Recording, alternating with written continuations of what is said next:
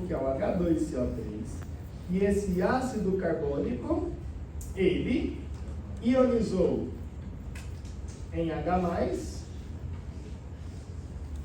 mais HCO3 menos. Então a gente pensou assim, ó, olhei para a fórmula. Se você estiver pensando só na concentração de H+, você está pensando em quem? pH. Se você estiver pensando agora na pressão arterial de CO2, claro, na PA de CO2, a gente está pensando em qual componente? Respiratório.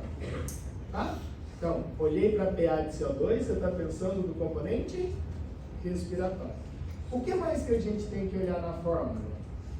O bicarbonato. Então, se você olhar para bicarbonato, pensei agora no bicarbonato, tá?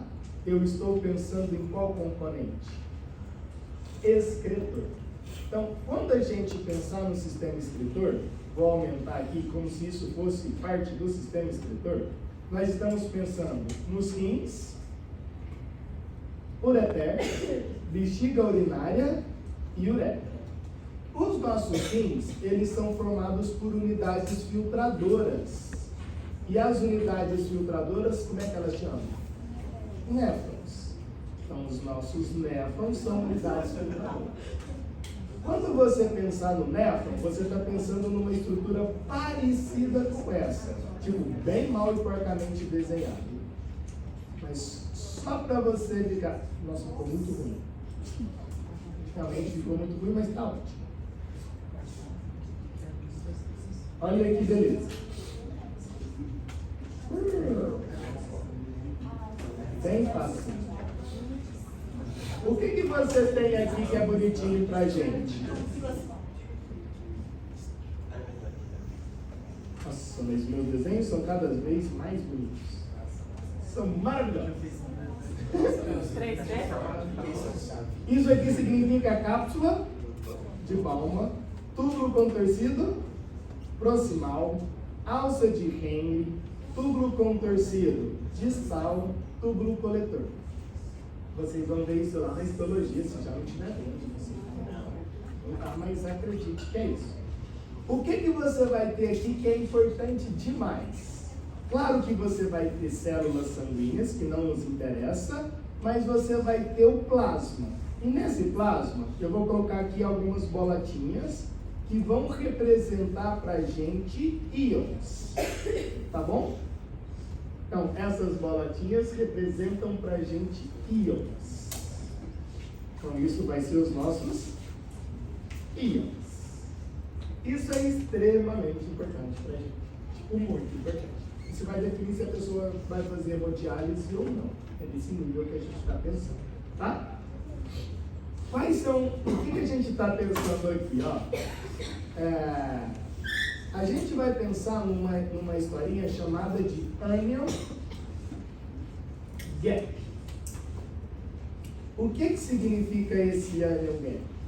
Que teoricamente, a mesma concentração de íons com carga positiva tem que ser muito parecido com os íons de carga negativa. Como assim? Então, se você pegar aí dentro do seu corpo, sódio, Na+, potássio, K+, etc. Tá? Os íons cloro é sério menos, né? Mas, sei lá, qualquer íon que você pensar de carga positiva, junto com os íons que você tem de carga negativa, e eu vou colocar aqui o cloro, que eu acabei de lembrar. E o que a gente está estudando agora, o HCO3-, tem que ser mais ou menos a mesma quantidade de íons, tá? Então tem que ter a mesma concentração de íons positivos e negativos no seu sangue. E funciona mais ou menos assim. Nossa, se sair um íon com carga negativa para a cápsula de Bowman, sairá acompanhando ele um íon de carga positiva. Certo? Para cada linha de carga negativa, sai de carga positiva. E claro que você tem proteínas que fazem esse transporte. São os canais de sódio, canais de potássio, canal de cloro, tá? Canal de bicarbonato, etc. Beleza. quando você tem uma alteração nessa normalidade, então se você tiver mais íons de carga positiva ou menos íons de carga positiva, mais de carga negativa, a gente fala que o nosso ânion gap está desregulado. Beleza? Então, a gente está pensando que estamos perdendo mais íons de carga positiva do que de negativa e a recíproca é verdadeira. Então, esse nosso ânion gap, ele tem uma lógica importante, que é controlar a quantidade de íons positivos e negativos dentro do nosso corpo. Show de bola?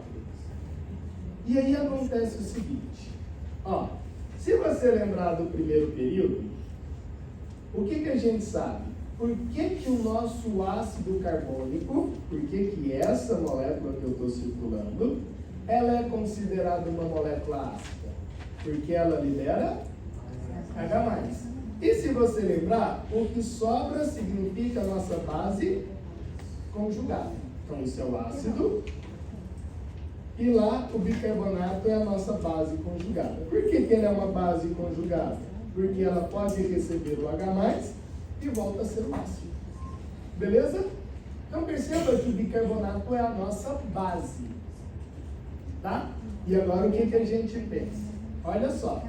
A quantidade de bicarbonato do nosso corpo, que está no nosso sangue, ela também tem um valor de referência. Tá bom? Que é, então vamos pensar assim agora, ó, bicarbonato, vou colocar aqui em pretinho, o HCO3-, ele tem um valor de referência, que é de 22 até 26 miliequivalente por litro. Perceba que, embora estejamos utilizando a mesma fórmula, a relação não é de 1 para 1. Como assim? Embora a gente... Então entenda isso, que talvez seja a parte mais retardada. Ó, eu tenho um CO2, uma água, um ácido, um bicarbonato. Isso é verdade? A fórmula é. Mas no nosso corpo, não. Por que não? Porque o local onde a gente libera o CO2 é diferente do local onde a gente libera bicarbonato. Então a gente não libera do nosso corpo a mesma quantidade de CO2 e de bicarbonato, não. Por isso que você não pode pensar, se eu tenho muito CO2 eu vou ter muito bicarbonato. Isso não é uma obrigatoriedade. Mais uma vez, por que isso não é uma obrigatoriedade? Porque não é visualizado nos mesmos lugares a produção e a liberação de CO2/bicarbonato. Onde o bicarbonato vai ser liberado, não? Nos rins. E o CO2? O CO2 no sistema respiratório. No sangue, no plasma e no... Não, você tem que tirar, agora você está pensando, eliminado do seu corpo mesmo. Pensando eliminado. Eliminado do corpo. Não no transporte. Não no transporte. Os dois não ficam cortados. Os dois é no sangue. Aí só que você não elimina bicarbonato pela respiração. Está respirando? Não está saindo bicarbonato, está saindo CO2. E na urina não está saindo CO2, está saindo bicarbonato. Percebeu? Então a relação, por causa desse motivo, não é uma relação de 1 para 1. Na fórmula é. Eu tenho um CO2 ou tenho um bicarbonato? Vai. Mas a quantidade disso no seu corpo não é a mesma coisa. Esse bicarbonato ele vai ser convertido de sair ou ele vai sair puro bicarbonato? Na forma de bicarbonato. E já que a gente pode pensar tipo de conversão em pedra? Pode pensar em bicarbonato também na hora de conversão em pedra? Não, mas é muito pouco. Ureia, porque cálcio. Porque então é outra discussão. A ureia e o ácido úrico vem de outro esquema. Não vem desse não. A gente vai chegar lá daqui um mês, mais ou menos. Mas olha só então, queridos. O que a gente vai pensar? Dá uma olhadinha nisso para mim, por favor. Aqui é a parte que a gente está chegando ao final. Ó, se você tiver então, vou colocar em vermelho, um HCO3- maior do que 26, significa que você tem mais base, não é a base conjugada? Se você tiver muita base numa solução, que teria ácido, o que tende a fazer com o pH? Aumenta ou diminui o pH? Gente, pensa lá. Tem o ácido clorídrico. Aí o ácido clorídrico tem uma quantidade de H mais lá. Como é que você faz para aumentar o pH? Coloca base, pode ser? Que a base não neutraliza o ácido. É a mesma ideia aqui. Se você tiver muito bicarbonato, mais do que 26, o que está fazendo com o pH? Aumentando o pH. Da mesma sorte, que é uma base, pensa nisso, é uma base conjugada, literal. Significa que se você tiver pouco HCO3 menos, pouca base, significa menor do que 22, o que está fazendo com o pH? Diminuindo. E aí, então, acho que você entendeu. Se você aumenta o pH, é uma acidemia ou uma alcalemia? Alcalemia, só que como a gente está trabalhando com componente, a gente vai chamar isso de alcalose. E é uma alcalose metabólica. Por que é metabólica? Porque a gente não está trabalhando com respiratória, a gente está trabalhando com o excretor, com o renal. A recíproca é verdadeira. Se você diminui pH, você está numa. E essa é uma acidose metabólica. Então perceba o seguinte, ó. Quando que você vai falar de alcalemia e acidemia? Quando você estiver trabalhando somente com o pH. Agora, quando você estiver trabalhando naquilo que influencia o pH, ou seja, na pH de CO2 ou no bicarbonato, aí você não tem mais alcalemia e acidemia, você tem alcalose e acidose. Se for na pH de CO2, será uma alcalose ou uma acidose respiratória. Se for no bicarbonato, você vai ter uma alcalose ou uma acidose metabólica. Entendemos isso? Oi? Não. Pedras no sim vai ser porque são excretor de ácido úrico. Principalmente ácido úrico. Você vai ter mas vai criar sal de urato. E não sal de bicarbonato. Tá.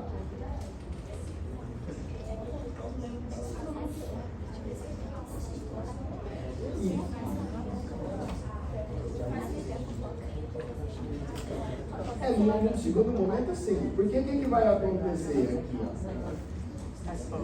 Vai ser dois motivos básicos que estão associados. Pensa assim, ó. Pensa que você está com um processo de insuficiência renal. Você vai ter vários estágios da sua insuficiência renal. Os dois primeiros estágios significam que você está eliminando menos íons do que deve. Aí você vai acumular isso aqui na sua corrente sanguínea. Se você não está eliminando, você está acumulando isso. Isso vai gerar que quadro? De uma alcalose metabólica. Pensa ao contrário, se você tiver com uma insuficiência renal, em que você está liberando muito mais do que deve. Aí você vai diminuir quem? O bicarbonato. E isso vai entrar no quadro de acidose metabólica. Tudo bem? Só que o mais legal disso tudo é saber o seguinte, que para que você tem o componente respiratório e para que você tem o componente metabólico? Você tem esses dois componentes para que o seu pH fique dentro da normalidade. O pH nosso? Então, imagine assim, ó, o que se espera, pessoas? Vai de novo, ó. Se você estiver num quadro, por exemplo, de acidemia, qual é a resposta esperada para o componente respiratório? É você aumentar a frequência respiratória para você eliminar CO2. Qual é o quadro esperado para o componente metabólico? Diminuir a filtração glomerular para você reter bicarbonato. Tanto eliminar CO2 quanto reter bicarbonato, teoricamente, se você está num quadro de acidemia, você volta para a normalidade, que é o objetivo. Entendeu a ideia? Pode descobrir assim, pegar. Se você está sendo privilegiado, já seria a regulação do pH. Mas não é só isso. É porque lá o nosso sistema respiratório, claro, nosso sistema respiratório, claro que ele não serve só para eliminar o bicarbonato. Qualquer substância tóxica que está no seu corpo tem que ser eliminada ou via fezes ou via urina. E se você tiver com insuficiência renal, essas substâncias tóxicas se acumulam, vai ser mais hemoteado. Então não é só por causa do bicarbonato não, mas se você não está eliminando o bicarbonato, por exemplo, consequentemente as outras substâncias provavelmente não estão sendo eliminadas. Teoricamente, você está no quadro pior que tá. Então você não pode, eu não estou falando de forma nenhuma que é só bicarbonato, mais uma vez. Qualquer substância tóxica que você inalou, que a sua célula produziu, etc., tem que ser eliminada ou via fezes ou via urina. 90% das vezes é via urina. Ou mais, 90% das vezes. E se você tiver com insuficiência renal, de diferentes graus, são 5 graus que existem. Aí tudo bem.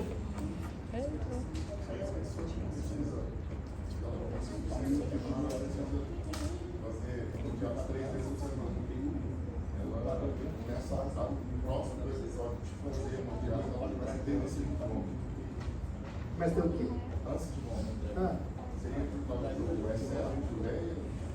Eu acho que é problema de pH. Na minha cabeça é problema de pH. Na minha cabeça. Eu não posso te afirmar isso com exatidão porque a gente tem que saber o que ela está por boca, né? Mas eu sei que, por exemplo, se a terceira possibilidade para regular pH é vomitar. Primeiro você aumenta a frequência respiratória, regula a renal e depois vomita. Você tem que falar mais alto.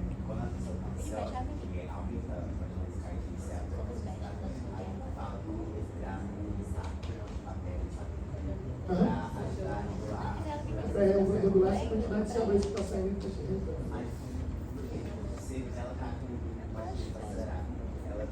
Aí vai utilizar a frequência respiratória. Ela vai precisar liberar mais. Não tem que colocar para dentro não, é só para controlar, é um ato vagal. O seu sistema nervoso vagal que está sendo controlado pelo sangue. Tem que controlar a sua frequência respiratória, é auxiliado pelo nervo vago. Inalar o CO2? Você eliminar menos CO2, inalar. Na verdade, você elimina menos. A gente vai discutir isso no sistema de comentários. Entendemos isso, queridos? Para a gente finalizar aí a aula ter valido a pena, olha só, voltamos para o nosso sistema respiratório. Olha, funciona assim, ó. E esses termos a gente tem que lembrar. Antes de voltar no sistema respiratório, ó. Esse anion gap, ele vai estar sendo relacionado para a gente por uma sigla chamada de BE. BE significa Basic Excess, excesso de base. Então, por que o anion gap está relacionado com o excesso de base? E qual base? A gente está pensando na base HCO3-, que é a nossa base conjugada. O valor de referência do Basic Excess é de -2 até +2. Essa aqui é uma setinha aí voltando aí.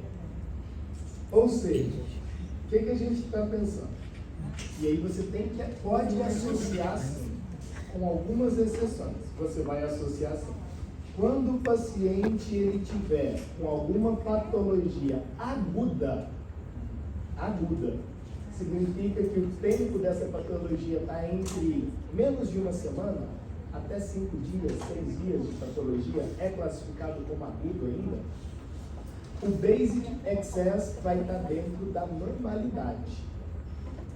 Agora, se o Basic Excess, se o BE estiver fora da normalidade, para mais ou para menos, foda-se. Isso indica, isso sugere uma patologia crônica. Tá? Então, nós, com algumas exceções, mas na maioria das vezes, 90% ou mais das vezes, base excess está dentro do valor de referência, que é de -2 a +2, a gente sugere que o paciente está com uma crise aguda. Não, esse valor está de +10, +16, +8, -14, menos... Significa que essa patologia, ela tende a ser crônica. Significa mais de 7 dias de patologia. Tá bom? Tudo é gasometria, tudo vai dentro da gasometria. Qual desses valores de referência é para gasometria? É decorado. Não, Vem tudo junto. Um monte de tabelinha pra gente avaliar tudo. Última coisa, agora sim, sistema respiratório, a gente vai pensar da seguinte forma. Ó, se você aumentar a frequência respiratória, aumentei a frequência respiratória, beleza? Esse aumento da frequência respiratória faz o que com o CO2? Aumenta ou diminui? Mais frequência, mais Não, eliminação. diminui o CO2. Diminui o CO2. Então, o aumento da frequência respiratória diminui o CO2. A recíproca é verdadeira. A diminuição da frequência respiratória faz o que com o CO2? Aumenta o CO2. Então, a gente vai pensar, agora a gente vai mudar o termo. Vai mudar o termo.